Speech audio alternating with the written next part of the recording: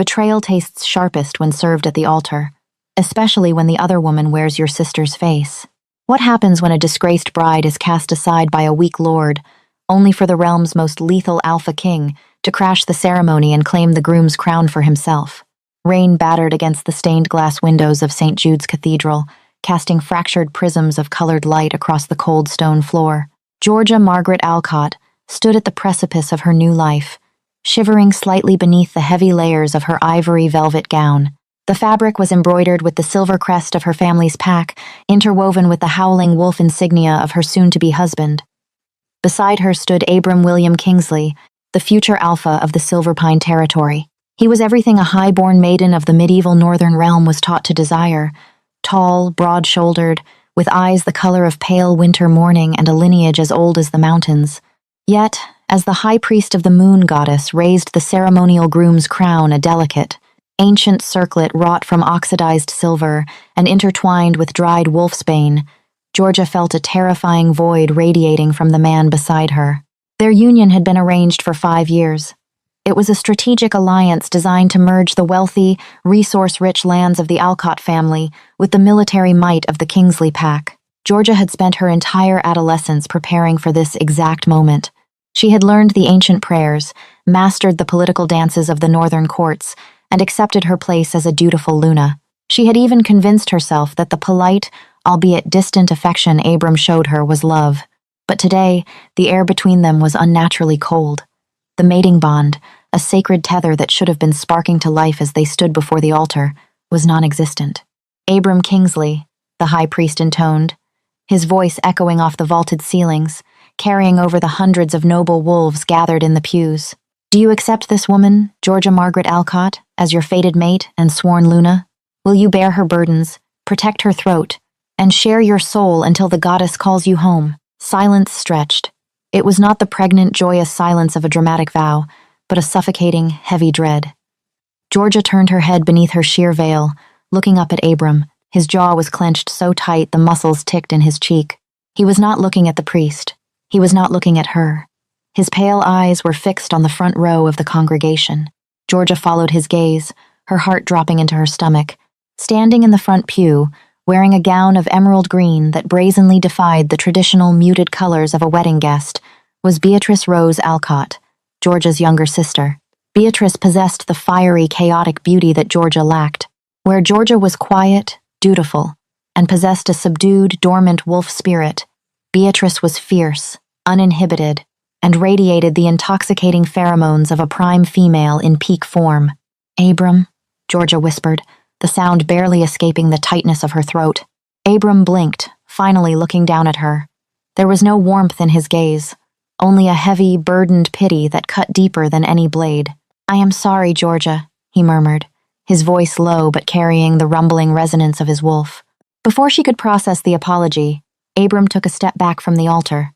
The collective gasp from the congregation was akin to all the oxygen being sucked from the massive cathedral. Noble lords half rose from their wooden seats, and the whispering began instantly a rising tide of scandalous murmurs.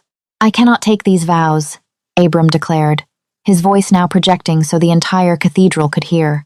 He raised his chin, adopting the authoritative posture of a leading alpha, though his actions were tearing the sacred traditions apart. The goddess dictates that an alpha must mate where his soul finds its true match.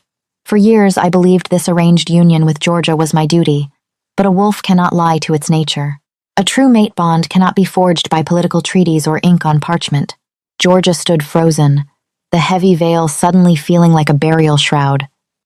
What are you doing? She choked out, her hands trembling as she clutched her bouquet of white winter roses so tightly the thorns pierced her leather gloves.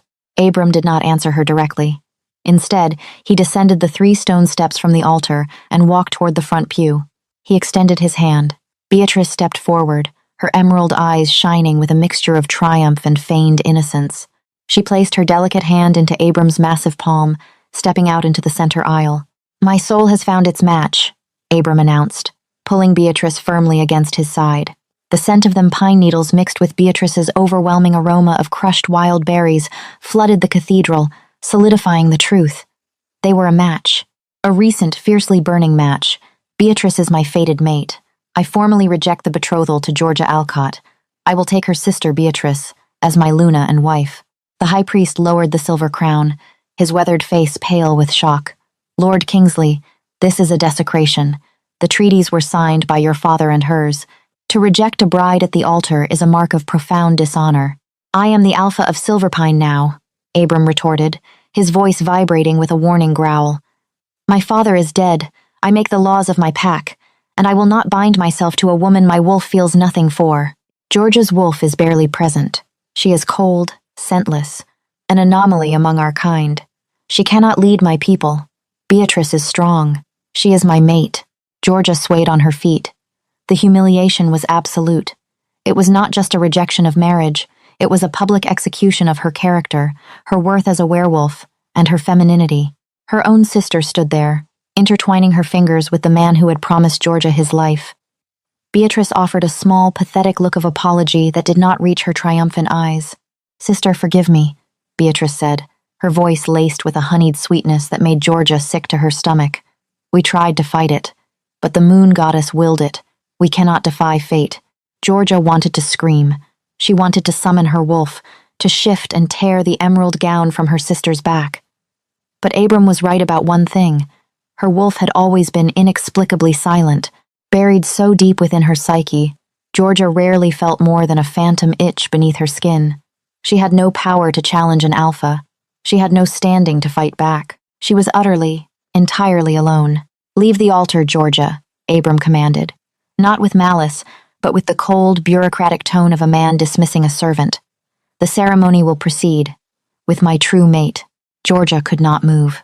Her velvet shoes felt fused to the ancient stone. The whispers of the high-born guests merged into a deafening roar in her ears. Defective, jilted, spinster, pathetic. "I said, step down," Abram repeated, a dominant alpha command lacing his tone, meant to force her body into submission. Before the command could force her knees to buckle, the massive oak and iron doors at the rear of the cathedral exploded open. The sound was like a cannon blast. The heavy wood slammed against the stone walls with such force that a stained glass pane depicting the moon goddess shattered, raining colorful shards onto the vestibule floor. The howling winter storm outside rushed in, extinguishing the hundreds of candlelight torches lining the aisle in a matter of seconds. The cathedral was plunged into the gloomy gray light of the storm. A terrifying silence fell over the room. Even Abram's dominant aura evaporated, swallowed whole by the suffocating, crushing pressure that rolled into the sanctuary. It was an aura so dense, so terrifyingly powerful, that several weaker wolves in the back pews immediately dropped to their knees, whimpering in involuntary submission. The scent was intoxicating and lethal like ozone right before a lightning strike, mixed with dark cedar and ancient earth. Footsteps echoed against the stone. Slow, methodical, heavy with the weight of absolute authority. From the shadows of the vestibule emerged a figure wrapped in a sweeping cloak of black wolf fur. As he stepped into the dim light, the congregation collectively stopped breathing. It was Valerius Dominic Wells, the Alpha King of the unified Northern Territories, the Sovereign of Shadows. Valerius was a living legend, a warlord who had united the fractured Northern packs through sheer, unadulterated power and ruthless cunning. He rarely left his fortress in the Obsidian Peaks, and he certainly did not attend the provincial weddings of his vassals. Yet here he was, standing well over 6.5 feet tall, clad in armor of blackened steel and dark leather that absorbed the meager light. His hair was as dark as a raven's wing, falling just past his shoulders, and his eyes were a piercing, luminescent amber that glowed in the cathedral's gloom. He didn't look like a king attending a celebration. He looked like a god of war demanding a sacrifice. Who dares command a daughter of the ancient lines to step aside like a common stray? Valerius's voice was a low, resonant baritone that bypassed the ears and vibrated directly against the bones. Abram swallowed hard, his previous bravado faltering. He instinctively pushed Beatrice slightly behind him, recognizing the lethal threat of the king's presence. "My king," Abram managed, bowing his head in a show of respect. We did not expect you. You honor us with your presence. But this is a pack matter, an internal dispute of mating rights." Valerius began to walk down the center aisle. The crowd parted violently, people practically climbing over the wooden pews to get out of his path. His amber eyes never left the altar, He completely ignored Abram, his gaze locking onto the trembling figure of Georgia, still draped in her white gown and veil. An internal dispute, Valerius repeated softly, the mockery evident in his tone. He reached the front of the aisle, standing between Abram and the altar. The sheer size of the king made Abram look like an untrained pup. I received word that the Alpha of Silverpine was breaking a blood-sworn treaty signed under my royal seal. I came to see if the rumors of your staggering stupidity were true, Kingsley. It appears they were understated. Abram flushed, his pride warring with his survival instincts. My king, the treaty was signed under the assumption of a viable union, but Georgia's wolf is dormant.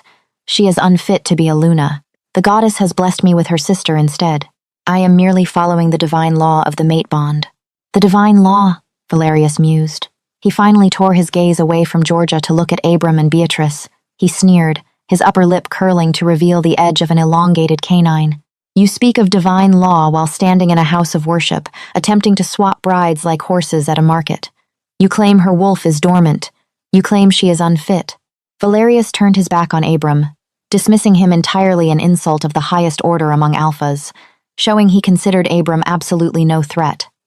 He ascended the 3 stone steps to the altar. He stopped directly in front of Georgia. Georgia's breath caught in her throat. Up close, the king was terrifyingly beautiful. A jagged scar ran down the left side of his jaw, a testament to the brutal wars he had fought.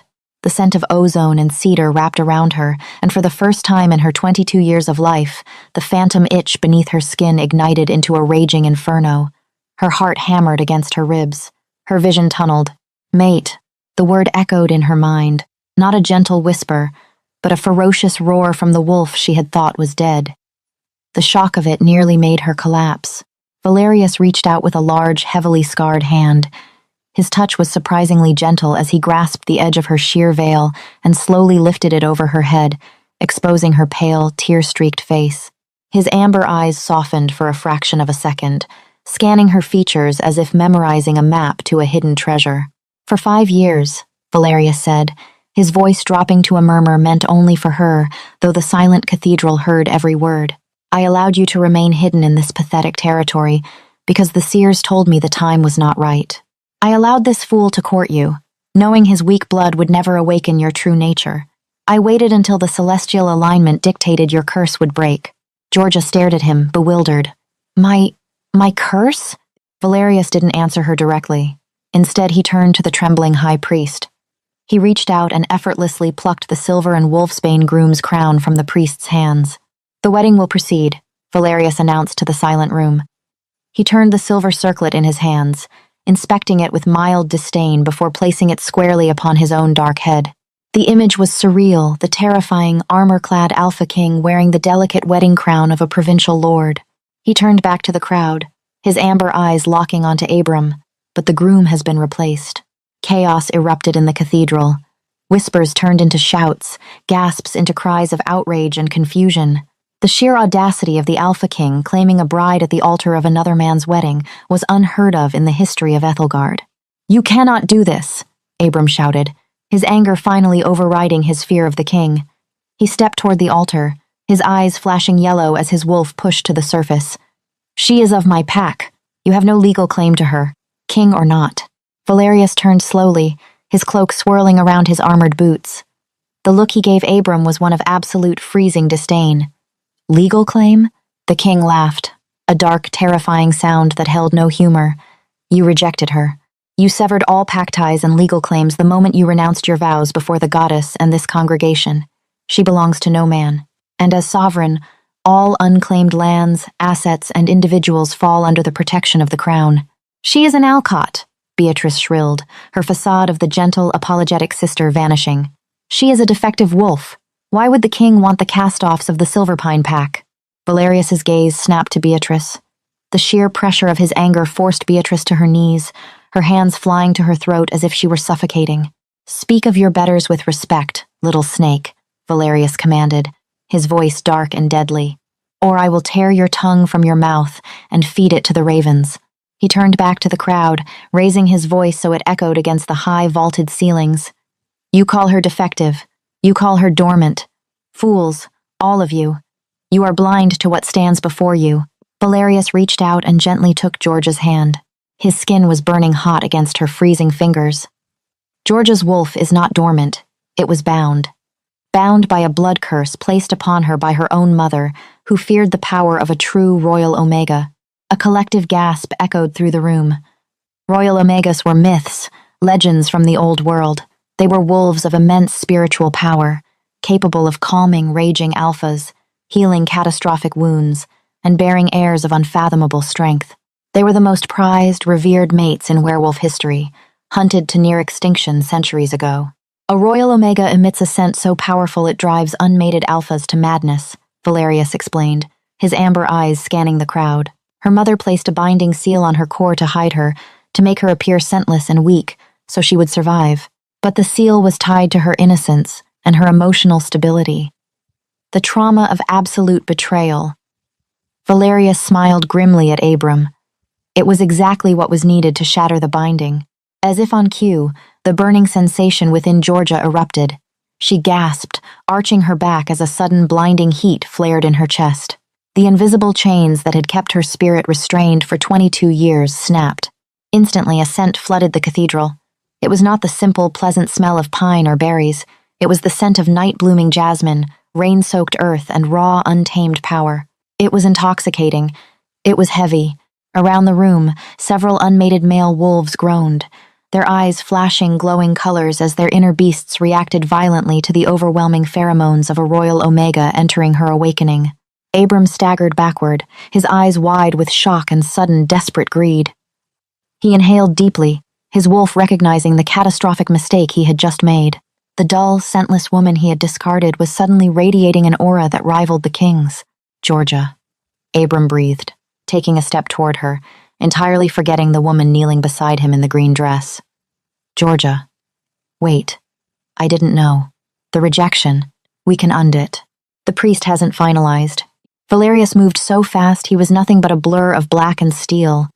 In less than a second, he was off the altar and standing chest to chest with Abram. The king's hand shot out, wrapping around Abram's throat.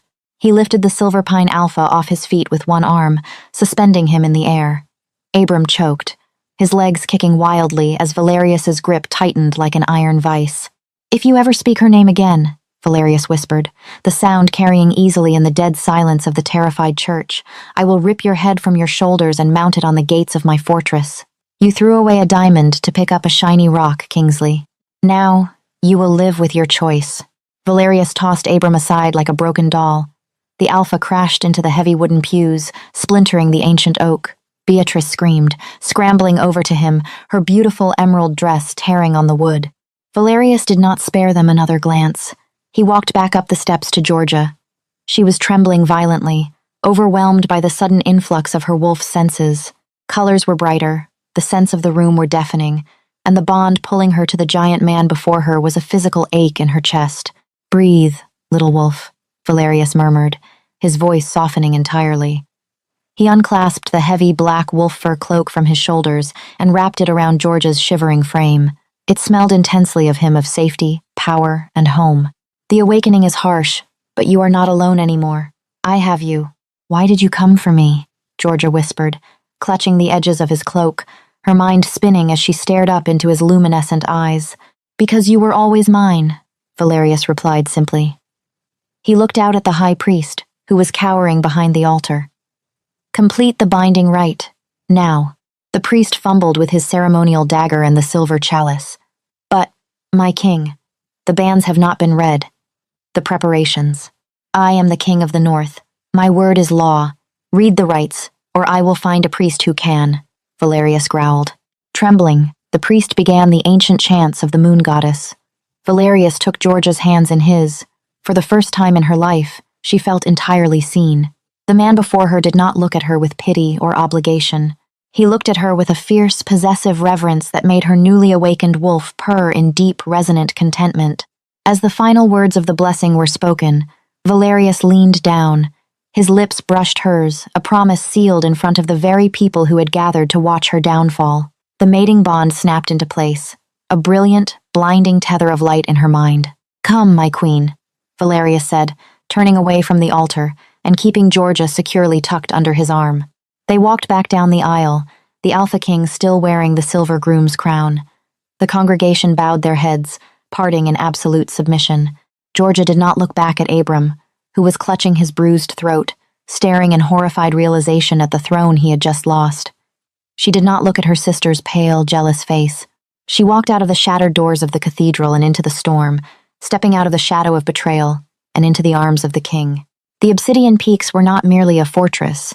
They were a monument to the unyielding power of the north. Hewn from the dark volcanic rock of the surrounding mountains, the royal citadel loomed over the valleys like a sleeping dragon. For Georgia Margaret Alcott, this imposing structure had become something she never anticipated, a sanctuary. In the 6 months following the disastrous wedding at St. Jude's Cathedral, Georgia underwent a metamorphosis that left the entire kingdom in awe. The breaking of her mother's binding curse had not just awakened her wolf, it had unleashed a tidal wave of dormant energy. As a royal Omega, Georgia possessed abilities that had been relegated to history books and fireside myths. Her mere presence in the great halls of the citadel brought a palpable sense of peace to the often volatile royal guard. Her scent, that intoxicating blend of night-blooming jasmine and rain-soaked earth, soothed the aggressive instincts of Valerius's most battle-hardened warriors, allowing the king's armies to train and operate with unprecedented unity. More importantly, the bond between Georgia and Valerius Dominic Wells blossomed into a formidable partnership. Valerius was not the tyrant the provincial lords whispered about in the dark. Behind the closed doors of their private chambers, the Sovereign of Shadows was fiercely devoted, incredibly patient, and entirely captivated by his mate. He did not treat her as a fragile prize to be protected, but as an equal whose intuition and emotional intelligence perfectly balanced his militaristic ruthlessness. Meanwhile, life in the Silverpine territory had descended into absolute chaos. Abram William Kingsley quickly learned that a mate bond based on lust and superficial dominance could not sustain a pack. Beatrice Rose Alcott was beautiful and fierce, but she lacked the discipline, the empathy, and the political acumen required of a true Luna. When the brutal northern winter set in, the consequences of Abram's broken vows materialized with devastating clarity. The trade treaties between the Alcott family and the Kingsley pack had been instantly nullified the moment Abram humiliated Georgia. Without the crucial grain shipments and medicinal herbs from the Alcott estates, Silverpine's storehouses ran dangerously low. Adding to their ruin, neighboring packs, sensing Abram's weakness and eager to curry favor with the Alpha King, began heavily taxing Silverpine's borders. Abram's people were starving, his warriors were defecting, and the whispers of rebellion grew louder with every passing blizzard. Desperation breeds audacity. Which was why, on the coldest morning of the solstice, the heavy iron gates of the obsidian peaks groaned open to admit 2 unexpected and highly unwelcome guests. Georgia was seated in the sunlit solar, reviewing agricultural reports with Lord Henry Beaufort, the king's master of coin, when the heavy oak doors swung open. Valerius entered, his armor dusted with fresh snow, his jaw tight. The lethal stillness of his posture communicated instantly that something was wrong. "My king?" Georgia asked, setting her parchment aside. "We have beggars at the gates, my queen," Valerius replied, his voice a low, dangerous rumble. He crossed the room, pulling her up by the waist and pressing a kiss to her temple to soothe his own agitated wolf. "Abram Kingsley and your sister have requested an audience. They seek royal aid for Silverpine." Georgia stiffened, the phantom memory of her humiliation flashing behind her eyes. But then, she felt the steady, thrumming power of her Omega core. She was no longer the trembling, defective bride standing at the altar. She was the Queen of the North. "Bring them to the Great Hall," Georgia commanded softly, her voice steady. "It is time we settled the debts of the past." Valerius's lips curved into a proud, dangerous smile. "As you wish, little wolf." An hour later, Georgia sat upon the intricately carved throne of weirwood and iron, positioned directly beside Valerius's massive obsidian seat. She wore a gown of deep midnight blue, a silver diadem resting gracefully upon her braided hair. When the heavy doors of the great hall were pushed open by the royal guards, Abram and Beatrice were escorted inside. The sight of them was a stark contrast to their triumphant display at the cathedral 6 months prior. Abram looked gaunt, the dark circles under his eyes betraying countless sleepless nights. His posture, once brimming with alpha arrogance, was defensively hunched. Beside him, Beatrice wore a heavy traveling cloak over a dress that had seen better days. The chaotic, vibrant energy she once exuded was entirely gone. replaced by an anxious, resentful exhaustion. They halted at the base of the dais. The room was utterly silent, save for the crackling of the massive hearth fires. "My king, my queen," Abram began, his voice raspy. He forced himself to drop to one knee, pulling a reluctant Beatrice down with him. The submission was painful for him, a bitter pill he had to swallow. "We come before the crown to beg for clemency and aid. The winter has been unusually cruel. The Silverpine pack is starving." Georgia looked down at the man who had publicly discarded her. She felt no anger, only a profound, hollow pity. Before Georgia could speak, Beatrice's head snapped up. Her emerald eyes, though tired, sparked with a desperate, manipulative fire. "Georgia, please," she pleaded, abandoning all royal protocol. She put on the exact mask of innocent desperation she had used to manipulate their parents for years. "We are family. You cannot sit up there in your velvet and jewels while your own sister freezes in the valleys. We made a mistake, yes, but surely you have it in your heart to forgive us. For the sake of the blood we share?" A low growl vibrated from Valerius's chest, rattling the very stones of the hall. The royal guards stepped forward, their hands resting on the pommels of their swords. Valerius would not tolerate such disrespect toward his mate.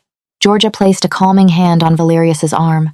The king instantly silenced his growl, though his amber eyes remained locked on Beatrice like a predator eyeing its prey.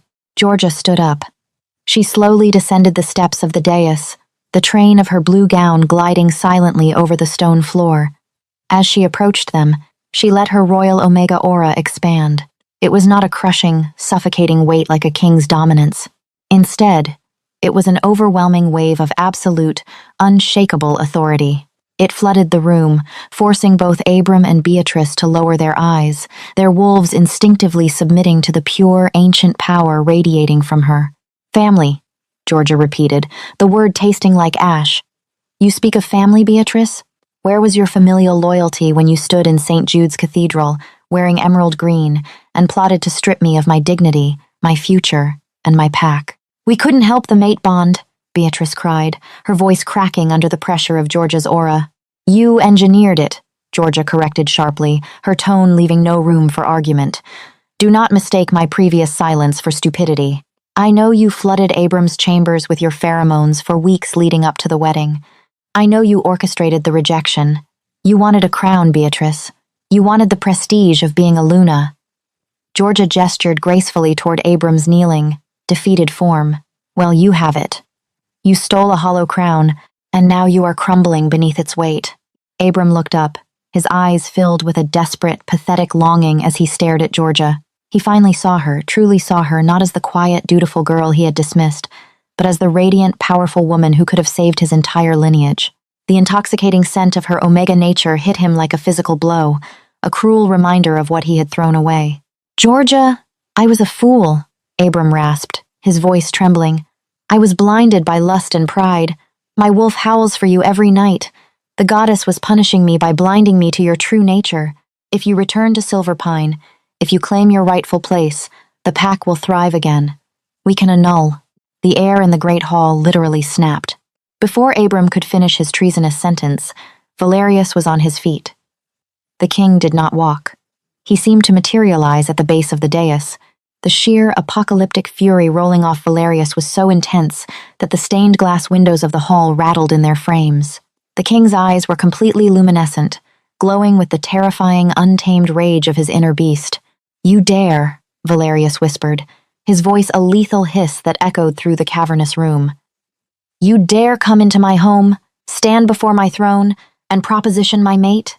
Abram fell backward onto the stone, scrambling away as the king loomed over him.